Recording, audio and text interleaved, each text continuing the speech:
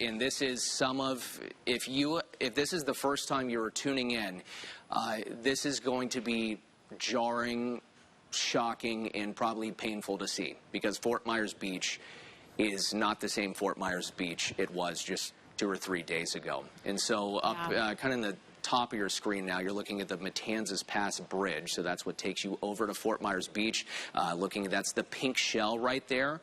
If you've ever been there, you know that giant pool. Look how different the coastline looks. That is where all the kids like to play in the pool, the water slides. That's gone. It is just unfathomable to see how much sand now covers where there was no sand before. That was a road in the middle where you see what's left of those palm trees. It's just it looks like it's all just the beach now with debris. I do not see one floor building in that entire frame. Everything that's remaining is at least 2 to 3 stories tall. And correct me if I'm wrong or if I'm overlooking something, but it's very likely there was more than 10 feet of very fast-moving, rushing water that wiped across this island. So anything that was 1 story, if it wasn't exceptionally strong, is probably very difficult to conceive how it could still be standing. Now we're looking at, those are Black Hawk helicopters flying right along the coast of Fort Myers Beach right now. Very ominous. I don't think anyone... But it means that they are on the way to help, which is good. I think you may have just missed it because it was no longer there. But we just passed the pier, and it's not there.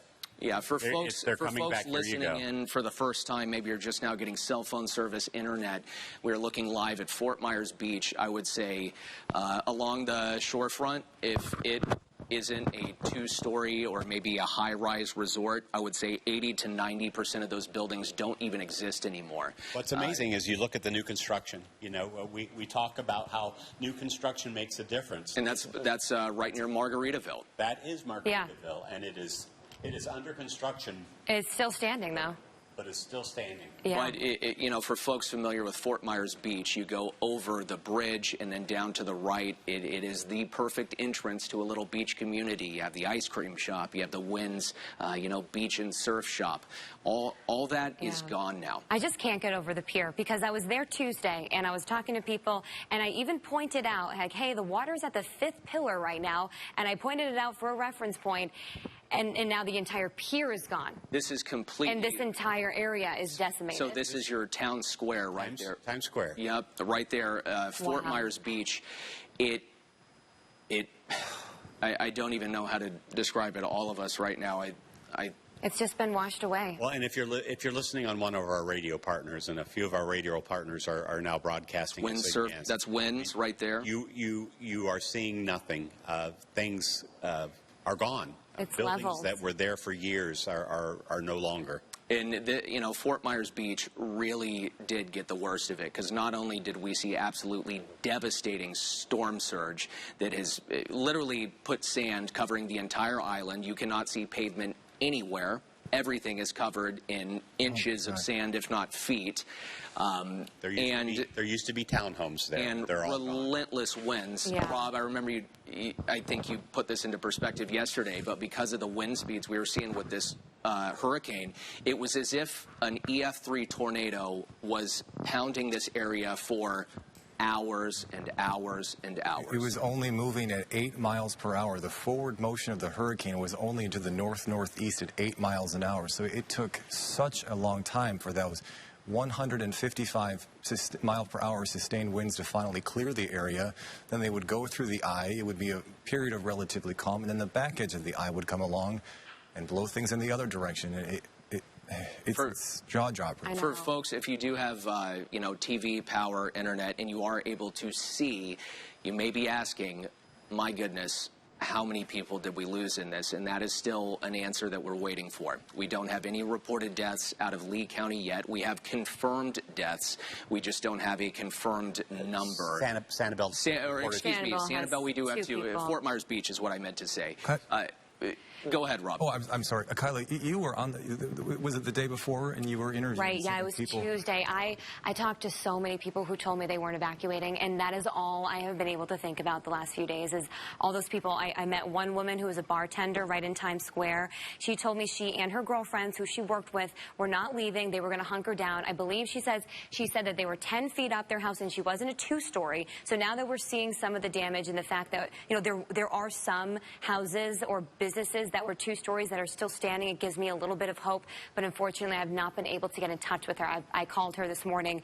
Of course, service is non-existent, so I wasn't expecting an answer, but I'm hoping I can hear from her at least. But there are so many other people like her. Look at this damage. I just don't even know how people would withstand that type of powerful wind and rain and the storm surge. You see there, a building gone. Oh my gosh. Just you could just gone. see the foundation of it. You could tell that was not a small structure either. Wow. And, you know, one of the grim realities of this, we have one of our reporters, NBC2's Christy Soto. She's going to be alongside Lee County deputies in the Lee County Sheriff's Office today, is trying to decipher who evacuated, who may be missing, and then who may have lost their life in this. And so there's going to be a lot of, it's going to be very tough for these rescue and recovery crews, because looking at the damage, if you're watching with us, it's tough to even know where to start coming into this. They've done a really good job. Daryl, I think you saw the images yesterday too. Just even getting the road clear, though, or what was a road. You can see there was a clear path where at least now some emergency crews can kind of get up and down Fort Myers Beach, because before it was taking them hours just to move a few feet because there was so much debris they had to clear. There was also so many people out there yesterday, and Derek Kopp, who was out there with Brianna Fernandez, was telling me that now today they're not letting other people unless you are a resident. So again, no looky-loos, nothing, because they need to focus on the recovery. Look at all these boats. Just trying to talk, and they give me vertigo every time they do those fast zooms. But I think we just crossed the bay, and we did. This is right, Dock Ford's right there. You can see Dock Ford's seems to be okay. I was worried about their bottom deck, though, is like right on the water. Yeah. I know they were boarded up. I stopped there on Tuesday, and there was nobody there. But there was a bar, which is kind of right in that little other cove right nearby, and it was packed on Tuesday. So I assume that many of those people, you know, they wanted to ride it out. And if you look at the very bottom of your screen, there are boats. That was actually a place where people could store boats. We are looking these are the shrimp. These are the shrimps. These are the shrimp boats. And just for context, people, if you're listening in, these are 50, 70, 80-foot large industrial boats used for commercial fishing. And I am looking at 1, 2, 3, that is 10, 12 of them piled up on top of each other like toys. These are more than that, probably. This is, and it's in kind of a little cove, which we know there was some boats that were being stored there, but as this storm surge moved in, that's one of the big concerns. Even if it's 15 feet right along the shoreline, as it moves into coves and canals and little bays like that, Rob, it can actually increase and go up even taller, almost like, you know, water sloshing in the corner of the bathtub. So talk about that a bit, Ed, and tell me, because we've seen a few big boats get that far inland, and they didn't get blown there. Obviously, there was water that carried them there. What type of wave happens when we see that onward flow of water from the Gulf? How high would those waves had to have been to get those boats that far on land? Storm surge is not just one gigantic one-and-done wave. Instead, it's a gradual and continual push of the ocean along with the wind. So you get one wave and the water rises, and then you get another wave and the water rises. So eventually, as these boats get lifted up from where they were planted, you would likely have, you know, considering how tall those boats are and what would be underneath the surface of the water, we know that the depth of the water had to have at least been between probably 10 and 15 feet. And then you notice here that we don't see any standing water right now on the land. So all of the storm surge has now since retreated back into the Gulf of Mexico, which means all these things that have been dislodged, like those gigantic shrimp boats that you just pointed out, those are now stuck on what is once again dry land in the wake of that storm surge event. You know, again, it had to have been between 10 and 15 feet. We won't know the final number for weeks, considering the extent of the damage, but you know, the movement of the salt water from the Gulf had to have been between 10 and 15 feet to move around the kind of things that we've seen here. Chris, I wanted to add one more thing. You brought up a good point about for people who are trying to get in touch with friends or relatives that they know were on the island, establishing contact with them is difficult right now, but knowing who left, who stayed, and who might have been evacuated somewhere else. The full-time population of Fort Myers Beach, I just looked up the figures, is a little more than 7,000 people. Okay. Of course, during season, it would be inflated, but there's at least 7,000 people who call Fort Myers Beach home during the summertime, year-long residents. So trying to establish a list of 7,000 people who call the island home, who was there, who evacuated, and who might be somewhere else is going to be extremely challenging considering the extraordinarily limited communications we have right now. This also, Rob, this almost looks like a new sandbar that's possibly been created, that's been blown. I mean, that south of the Matanzas Pass Bridge, And just because I boat back here, I will tell you that there has always been a bit of a sandbar there. Is it only that prevalent? It gets pretty shallow. I think it depends on the tides. Past there. So again, we're looking at another Black Hawk flying over Fort Myers Beach. Wow. It's so surreal to see this. You think to the big Hollywood movies where you see these mass destruction events, and you think, oh, it's just something you would see in the movies. But when you see it this is in real your life. backyard, where you spend your weekends and where you go with your friends and where you bring your family when they come to visit you here, this is heartbreaking. And Fort Myers Beach is such an iconic spot of Southwest Florida. You know, you may not know a lot about our community if you are watching this from outside, but you have heard of Fort Myers Beach. It's the heart, you know, of a lot of our economy with the shrimping. It's the first place I went when I came to visit. The thing that I noticed when we were looking at the manufactured home park there was how many empty pads were there. And I was trying to count to see if if they were just empty pads or if all of those homes had actually been moved out. These homes someplace look by like the water. Look like the boats that we saw, all pushed up against each other. It's just those look kind of like double wide style homes, generally up on a small platform. And I've seen some. Oh, look at that oval-shaped pool. It's a pool. I can't believe that. There's no house anywhere near, but the pool's still standing. It's looking all the sand around it washed away. I would suspect that pool was a below-ground pool when it was put in. And then the above-ground pools would be gone. Another house over here to the left where you can actually see the one we're zooming in on right now, where you can actually see almost the foundation. You know, I'm curious to know how far those were driven into the ground before this storm, because Rob, it looks like this is either a place where the water's either funneled up really aggressively or been sucked out to sea and has almost pulled all the sand and dirt out from underneath that home. I wonder if those pillars weren't 5-10 feet beneath the sand before this, because that was an underground pool that we're looking at right now. That's amazing. And you could see you could almost see underneath on the radio, or if you're watching us from somewhere else. This is a stretch of the beach that is very.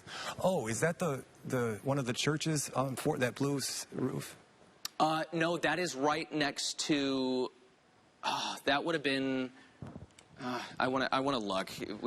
But for those of you who are listening to us on the radio or watching from out of town for where you evacuated from, this stretch of Fort Myers Beach is very densely developed. You don't have open lots, at least on this stretch, like on the north end of Fort Myers Beach in Estero Island. You don't have open lots in this area. So the fact that we are seeing so many lots that are now like blocks totally bare. of leveled. I mean, there are leveled for blocks. And in this stretch of the beach as well, there's quite a bit of new development too, and to see this kind of destruction there. That's even more concerning. And we're getting a closer up view here with the camera. It's hovering over top of an ambulance, and there is absolutely no green at all. It is completely sand. You wouldn't be able to tell this is Florida. To the other.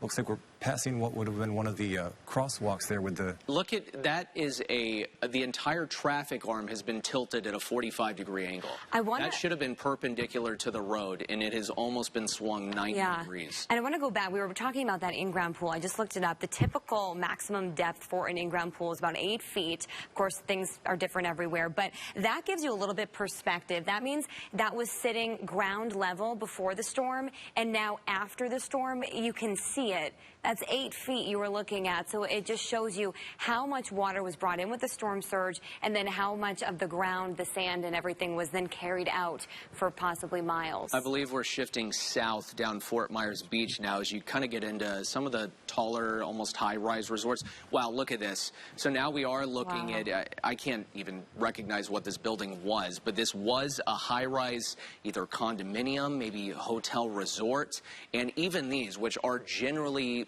built a little bit more That solid. one looks like to it may have been a withstand little bit those older. winds. Yeah, and that's had the roof ripped off at the top of it. And so as we move a little bit farther south, we are starting to get to some of those coastal resorts and properties and high-rises that are a little bit more modern. Like now we're looking at some houses that seem fine, but again... Well, they're still standing, but we don't really know if what's left inside. And you get such a mixture. I mean, there is such a... You get a lot of new homes that have been built, but I will tell you that when you get into the communities of Fort Myers Beach, there are a lot of homes that are still those 1950s, 60 ranchers, the old Michigan homes that, have been there forever. And the reason they've been there since the 60s is because the last storm of this magnitude was Donna in 1960, but Donna followed a path that was fairly similar to Irma in that they didn't have the unthinkable amount of storm surge like we had with this one. What's different with this one is that it made the approach into the southwest Florida region from the Gulf of Mexico.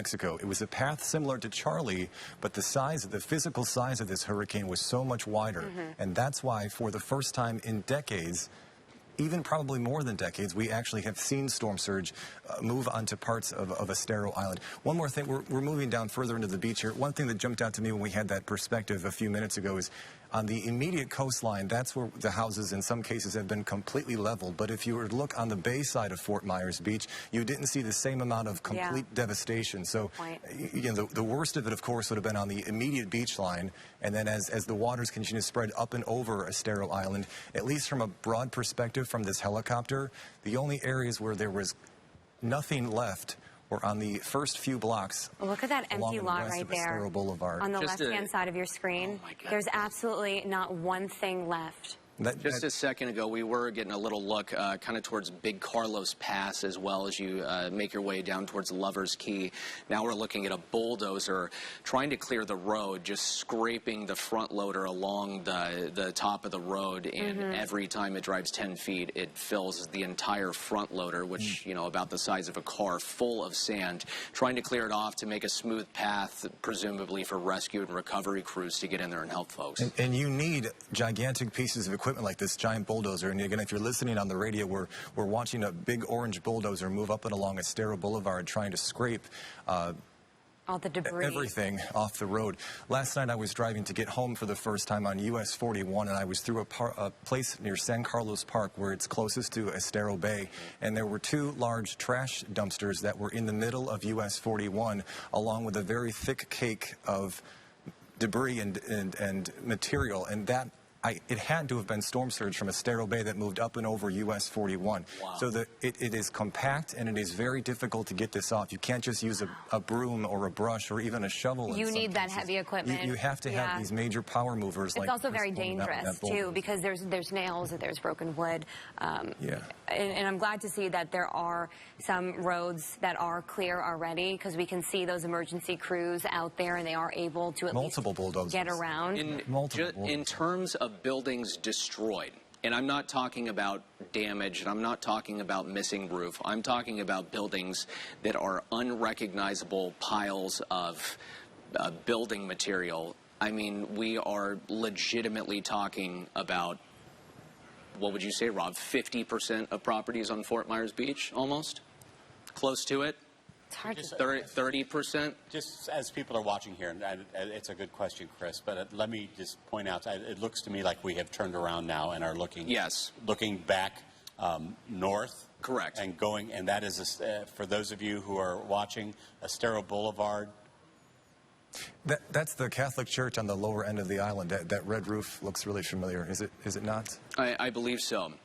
The exact name of the church, but it looks real familiar when you get to that big bend in Estero Boulevard before you go back to where some of the smaller neighborhoods are at. And so that we know there are some waterways and features on Fort Myers Beach, but you could still see pockets. Not what we're seeing. You can see pockets where clearly storm surge and water has collected and pooled and is still sitting there. Oh my goodness. Now we're looking at probably a 60 or 70 foot luxury yacht that's been driven into the mangroves on the backside of Fort Myers Beach, driven up into the thick brush, 3 other boats right alongside it. And, you know, I just want to emphasize, whenever you see little time lapses and videos, I believe that's called of the Julie's storm Island, if I'm surge. looking Sorry, correctly. what is it, That's Rob? called, I believe those boats are pushed onto what's called Julie's Island, looking on the Okay. maps back here.